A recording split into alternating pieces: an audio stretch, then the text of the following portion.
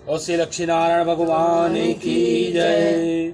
श्रीमन्नारायण नारायण नारायण लक्ष्मी नारायण नारायण नारायण लक्ष्मी नारायण नारायण नारायण।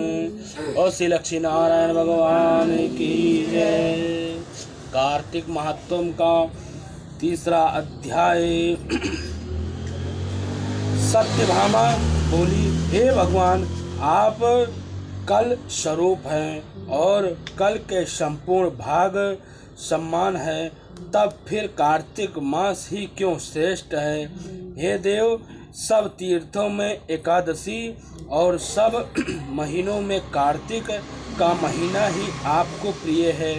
श्री कृष्ण जी बोले, हे कांते, तुमने अच्छा प्रश्न किया है। एक अग्रह चित्र हो करके बेन के पुत्र पृथुक और महर्षि नारद का संवाद सुनो। जिसे पहले पृथुक ने नारद से पूछा, तब नारद जी ने कार्तिक मास के श्रेष्ठता कही। नारद जी बोले, पहले सागर का पुत्र शंख नामक राक्षस त्रिलोकी में के मंथन में समर्थ हुआ। उसके संपूर्ण देवताओं को जीत के स्वर्ग से निकाल दिए गए। इंद्र संपूर्ण लोकों को अधिकार अपने हाथ में कर लिया। सब देवता उसके भय के मारे अपने अपने स्त्री पुत्र आदि ले करके बहुत वर्ष तक के प्रयत्न सुमेरु पर्वत की गुफा में वास कर रहे थे। जब देवता गुफाओं में रह रहे थे, तब शंखासुर ने विचार किया, मैंने देवताओं को जीत तो लिया है, तो फिर वह बलवान मालूम होते हैं। हाँ, अब जान पड़ रहा है कि वह सब वेद मंत्रों से युक्त हैं। इससे उनके वेद मंत्र का हरण करने से ही सब बलहीन हो जाएंगे। ऐसा सोच विचार करके वह असुर विष्णु भगवान को निंद्रा से ग्रस्त देख करके स्वयं शंभुयम ब्रह्म जी के लोक में जा करके वहां से वेदों को निकाल कर चलने तो तत्पर हुआ।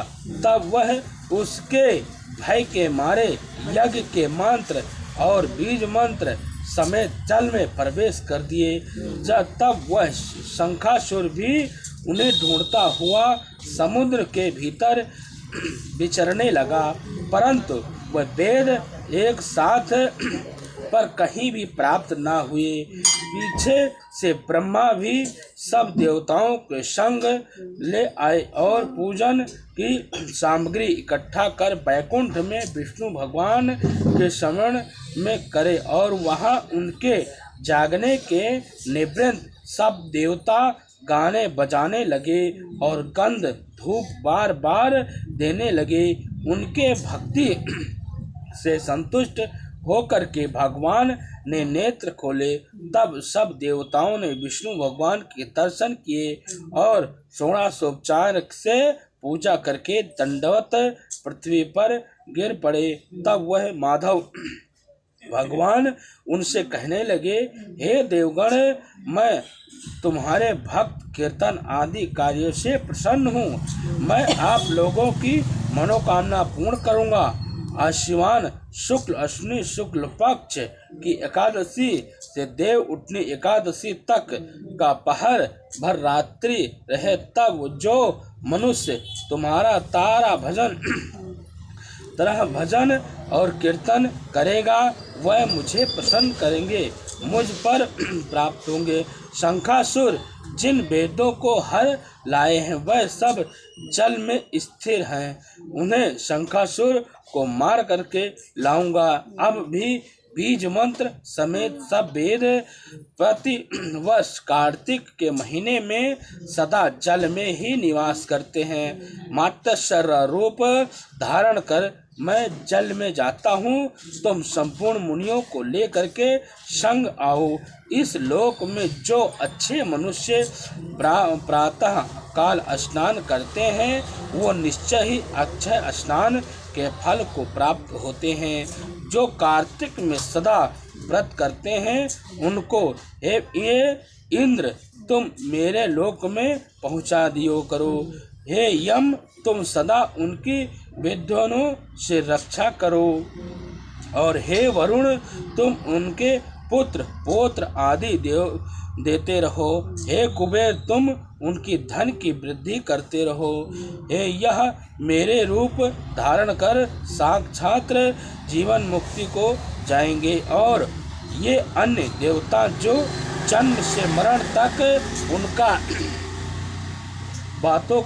उन बातों को धारण करते हैं वह तुम्हारे द्वारा भी पूजनीय होंगे। जैसे तुमने मुझे एकादशी को जगाया है इसीलिए यह तीर्थ सदा मानने योग्य है। बोलो श्री कृष्ण भगवान की जय। श्रीमन नारायण नारायण नारायण लक्ष्मी नारायण नारायण नारायण लक्ष्मी नारायण नारायण नारायण श्रीमन नारायण नारायण नारायण। ओ श्री लक्ष्मी नारायण भगवान की जय।